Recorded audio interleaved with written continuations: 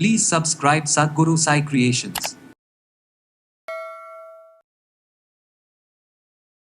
வாதம் பித்தம் கபம் வந்து பேலன்ஸ் ஆகணும்னா நம்ம 100% டீடாக்ஸ் பண்ணணும். அந்த அழுக்குகள் வேர்வையில் உள்ள வெளியில் ஏறாமல் உள்ளே கடந்துச்சுனாக்கா அது வந்து டீடாக்ஸ் வாட்டர். எம்டி ஸ்டமக்கில் எடுத்திங்கனாக்கா பேதியெல்லாம் பெருசாக ஆகாது, ஆனால் ரத்தத்தை சுத்தம் செய்யும். ஸ்கின்னில் இருக்கக்கூடிய சொரியாசிஸாக இருக்கட்டும், ஸ்கின் டிசீஸாக இருக்கட்டும், அதுக்கப்புறம் பார்த்திங்கன்னா வயிறு செரிமான பிரச்சனையாக இருக்கட்டும், ஆக்சிஜன் வந்து ப்ரீத் பண்ணுறதுக்கு எங்கெங்கெல்லாம் அடைச்சி கிடக்கோ, குடலில் அடைச்சி கிடக்குதோ இல்லை பிரெயினில் அடைச்சி கிடக்குதோ ஏர்லாக் 3 நாளுக்கு ஒரு தடவை இல்லைன்னா வீக்லி ஒன்ஸ் இப்படி எடுத்துகிட்டு வந்தாங்கனாக்கா புழு பூச்சிகள் குக்கி புழு அதே மாதிரி உங்களுக்கு எல்லா நாடா புழு அத்தனையுமே சாடா செத்து போயிடும். டீடாக்ஸ் அப்படிங்கிற விஷயம் இன்றைக்கி பெரிய பிரபலமாக இருக்குது. அது எப்படி பண்ணலாம்?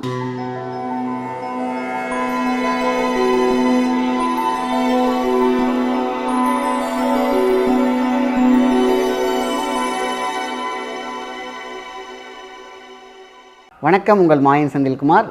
இன்றைய பதிவு மிக முக்கியமானது, மருத்துவ பகுதியும் கூட. உடலில் உள்ள கழிவுகளை நீக்க வேண்டும். இதான் வந்து எல்லா வைத்தியர்களும் எனக்கு சொல்லுவாங்க.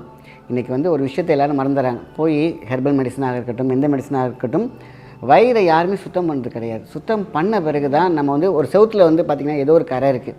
அந்த கரையை எடுத்த பிறகு அந்த கரை தான் வந்து இந்த செவரையே பால் படுத்துதுன்னு வச்சுக்கோமே. நம்ம அதை க்ளீன் பண்ணிவிட்டு அதை எடுத்துகிட்டு அதுக்கப்புறம் வந்து நம்ம வந்து பெயிண்ட் பண்ணோம்னாக்கா அது நல்லது. நம்ம அதுக்கு மேலேயே அந்த கரையை பூசணும் அப்படின்னு கேட்டிங்கன்னா அந்த இன்ஃபெக்ஷனாக இருக்கட்டும், அந்த எல்லாமே வந்து பார்த்திங்கன்னா செவருக்குள்ளேயே இருக்கும். மேலே பார்த்திங்கன்னா கலர்ஃபுல்லாக இருக்கும், ஆனால் உள்ளே இருக்கக்கூடிய அந்த பூஞ்சான்கள் அப்படியே அந்த செவரு அரிக்கும். பார்த்திங்களா? அதே மாதிரி தான் நம்மளுடைய வயிறில் இருக்கக்கூடிய பிரச்சனை. அந்த கழிவுகளை நீக்காமல் நம்ம எவ்வளோ மருந்து எடுத்தாலும் அது வேலை செய்யாது. இல்லைனா ஒரு கால்வாசி வேலை செய்யும், ஒரு 50% வேலை செய்யும், அவ்வளோதான்.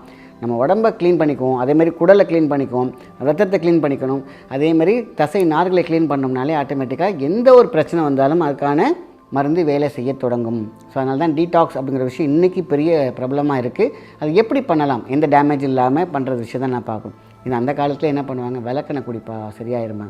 விளக்கெண்ணெய் எவ்வளோ குடிக்கணும், அந்த அளவு முறை தான் பிரச்சனை. உங்களுக்கு வீட்டில் இருக்கிற நேரமாக பார்த்து 1 டம்ளர் தண்ணியில் ஜஸ்ட் 1 டீஸ்பூன் விளக்கெண்ணெய் மிக்ஸ் பண்ணி குடிச்சிருங்க.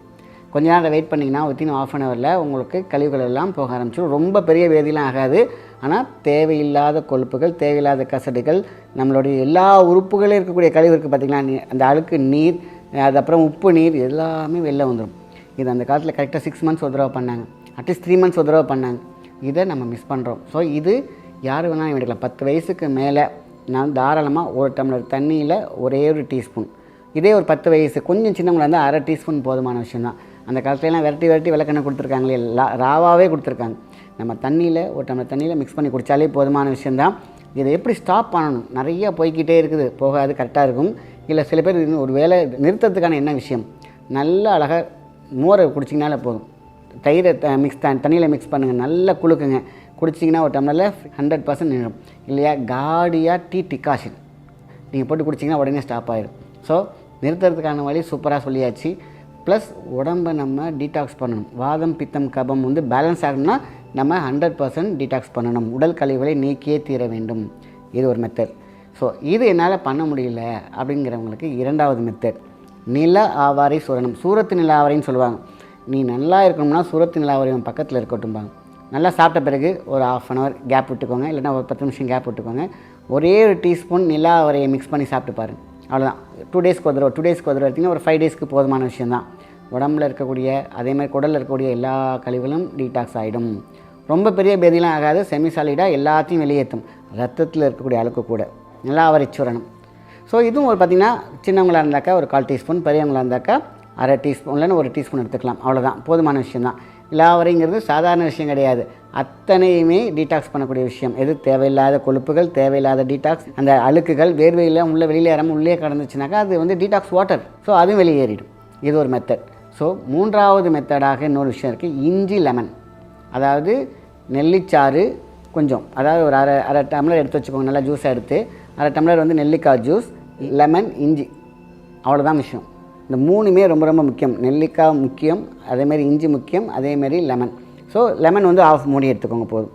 ஸோ அரை டம்ளர் தண்ணியில் நெல்லிக்காய் ஜூஸ், 1 மூடி லெமன் ப்ளஸ் இஞ்சி சாறு சேர்த்துக்கிறீங்க. அவ்வளோதான். இதை ஞாயிற்றுக்கிழமை காலையில் எம்டி ஸ்டமக்கில் எடுத்திங்கனாக்கா பேதியெல்லாம் பெருசாக ஆகாது, ஆனால் ரத்தத்தை சுத்தம் செய்யும், குடலை சுத்தம் செய்யும், குடலில் இருக்கக்கூடிய கட்ஸ் இருக்குது பார்த்தீங்களா, உள்ள தேவையில்லாத பழைய கழிவுகள் இருக்குது பார்த்தீங்களா, அது எல்லாத்தையும் அந்த கெட் ஹெல்த்துக்கு அவ்வளோ சூப்பராக இருக்கும். குடல் சிறுகுடலாக இருக்கட்டும், பெருகுடலாக இருக்கட்டும், உள்ள இருக்கிற கேஸ்ட்ரிக் அதுதான் மிகப்பெரிய கழிவு இன்றைக்கி. ஸோ அதையும் வெளியேற்றிவிடும் இந்த இஞ்சி சாறு, நெல்லிக்காய் சாறு ப்ளஸ் இஞ்சி. ஸோ இது எல்லாமே ரொம்ப ரொம்ப முக்கியமான விஷயந்தான். இதை எடுத்துட்டாலே போதுமான விஷயம். இதுக்கப்புறம் ஒரு ஸ்கின் டிசாஸாக இருக்கட்டும், வேறு எந்த டிசீஸாக இருக்கட்டும், நீங்கள் அழகாக இந்த மாதிரி டீடாக்ஸ் பண்ண பிறகு எடுக்க ஆரம்பிங்க உங்கள் மருந்தை, ரொம்ப அழகாக சூப்பராக க்யூர் ஆகும். ஸ்கின்னில் இருக்கக்கூடிய சொரியாசிஸாக இருக்கட்டும், ஸ்கின் டிசீஸாக இருக்கட்டும், அதுக்கப்புறம் பார்த்திங்கன்னா வயிறு செரிமான பிரச்சனையாக இருக்கட்டும், எல்லாமே பேலன்ஸ் ஆகும்.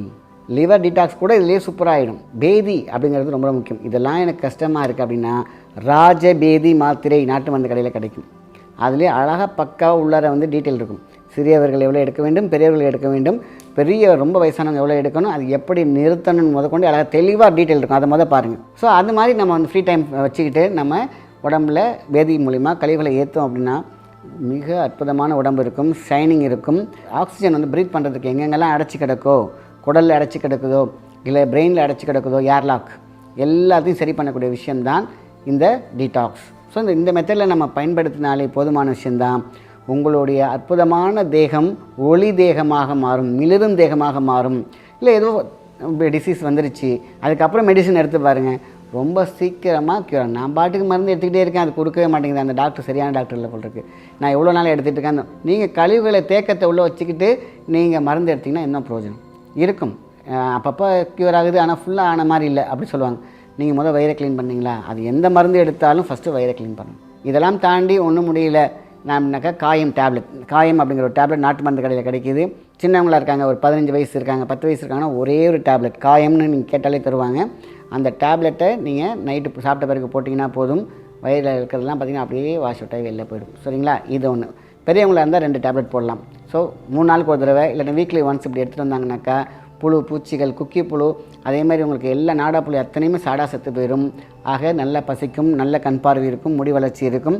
ஆக மொத்தத்தில் வயிறாக இருக்கும், உடல் உடலாக இருக்கும், உயிராக இருக்கும், நீண்ட ஆயில் கிடைக்கும். ஸோ எவ்வளோ முக்கியத்துவம் பாருங்களேன். 6 மாதத்துக்கு ஒரு தடவை நம்மளுடைய குடலை கழுவணும். யார் பண்ணுறா? யாரும் பண்ணலை. குடலை கழுவினால் ஆரோக்கியம் நன்றாக இருக்கும். என்னென்னலாம் சாப்பிட்றோம்? அந்த காலத்தில் ஆரோக்கியமாக சாப்பிட்டவங்களுக்கே எழுதி வச்சுருக்காங்க. நீ ஆரோக்கியமாக சாப்பிடும் போதே நீ 6 மாதத்துக்கு ஒரு தடவை க்ளீன் பண்ணணும். இப்போ நம்ம ஆரோக்கியமாக சாப்பிட்றோமா, நல்லது சாப்பிட்றோமா, நல்லெண்ணெய் சாப்பிட்றோமா, எதுவுமே சரியில்லாத போது நம்ம என்ன பண்ணணும்? 3 மாதத்துக்கு ஒரு தடவை க்ளீன் பண்ணணும் இல்லையா? வயிறை க்ளீன் பண்ண ஆயுஸ் ரொம்ப சூப்பராக இருக்கும். ஸோ இந்த மெத்தடை ஃபாலோ பண்ணாலே போதுமான விஷயந்தான். அத்தனையும் அற்புதமாக இருக்கும். நல்ல விஷயத்தை மற்றவங்க ஷேர் பண்ணுங்கள். நன்றி, வணக்கம்.